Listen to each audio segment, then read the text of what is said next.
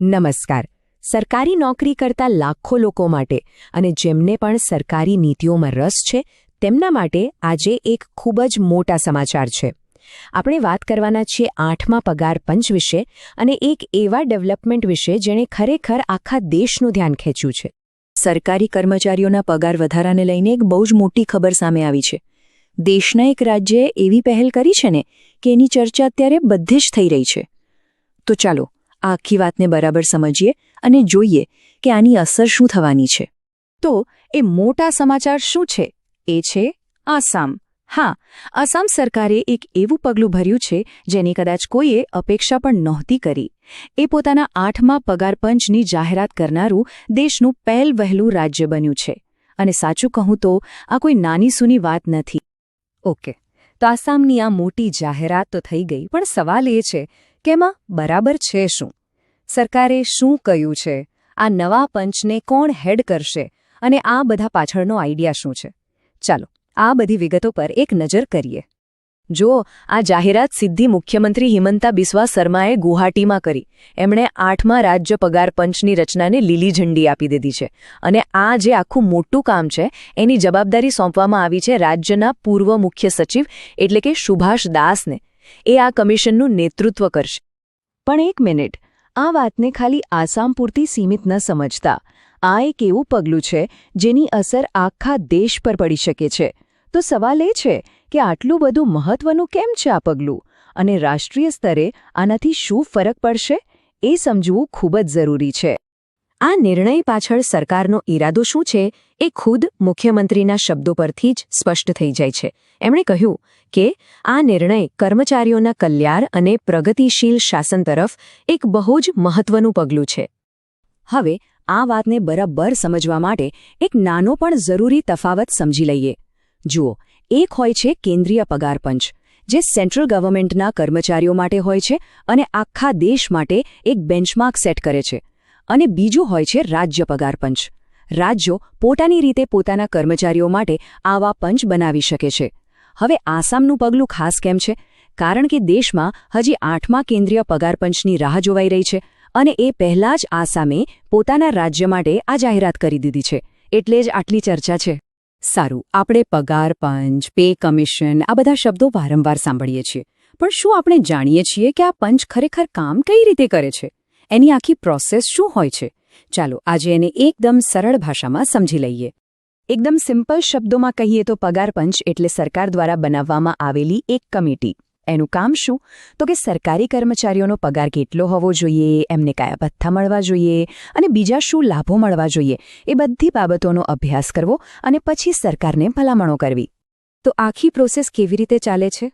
મુખ્યત્વે 4 સ્ટેપ્સ હોય છે. સ્ટેપ 1, સૌથી પહેલાં તો સરકાર ઓફિશિયલી એક કમિશન બનાવે છે.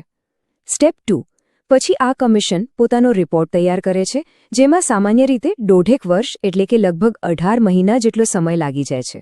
સ્ટેપ 3, એ રિપોર્ટ સરકાર પાસે જાય છે, સરકાર એને તપાસે છે અને મંજૂરી આપે છે. અને છેલ્લું સ્ટેપ 4, આ ભલામણોનો અમલ થાય છે અને નવું પગાર ધોરણ લાગુ પડે છે.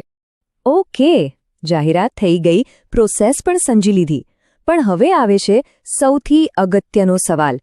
એ સવાલ જે દરેક કર્મચારીના મનમાં હશે. ભાઈ, આ બધું તો ઠીક, પણ પૈસા ખાતામાં ક્યારે આવશે? પગાર વધારો મળશે ક્યારથી? ચલો જોઈએ કે એક્સપર્ટ્સ આ વિશે શું માને છે. આખી ટાઈમલાઈનને સમજવાનો પ્રયત્ન કરીએ. જુઓ, 7મા પગાર પંચનો જે સમયગાળો છે એ 31 ડિસેમ્બર 2025ના રોજ પૂરો થાય છે. હવે આપણે જોયું કે કમિશનને પોતાનો રિપોર્ટ આપવામાં લગભગ 18 મહિના લાગે છે.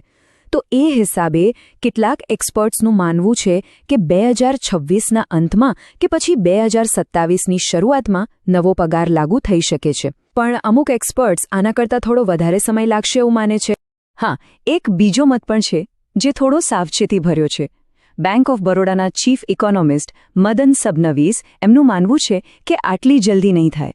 એમના મતે આખી પ્રક્રિયામાં મોડું થઈ શકે છે અને અમલીકરણ છેક નાણાકીય વર્ષ 2027-28 કે પછી 2028-29 સુધી પણ ખેંચાઈ શકે છે.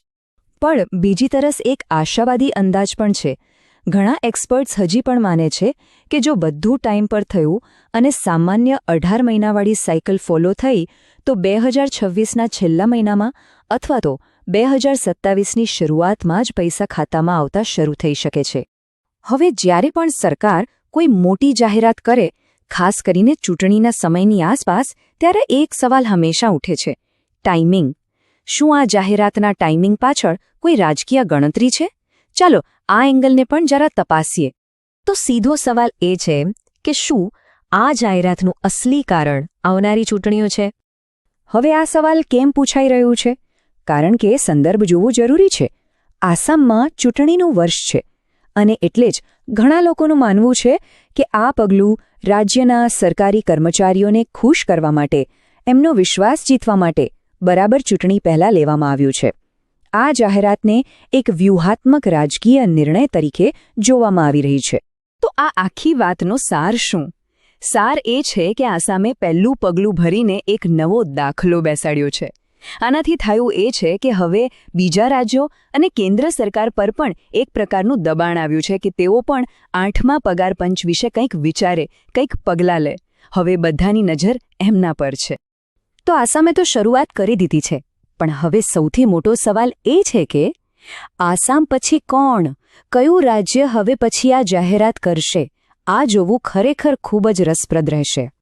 લેટેસ્ટ અપડેટ 13 સાથે જોડાયેલા રહો. સાચા સમાચાર, સરકારી અપડેટ અને મહત્વપૂર્ણ માહિતી માટે ચેનલને સબસ્ક્રાઇબ કરો અને બેલ આઇકન દબાવવાનું ભૂલશો નહીં. Stay update, stay smart.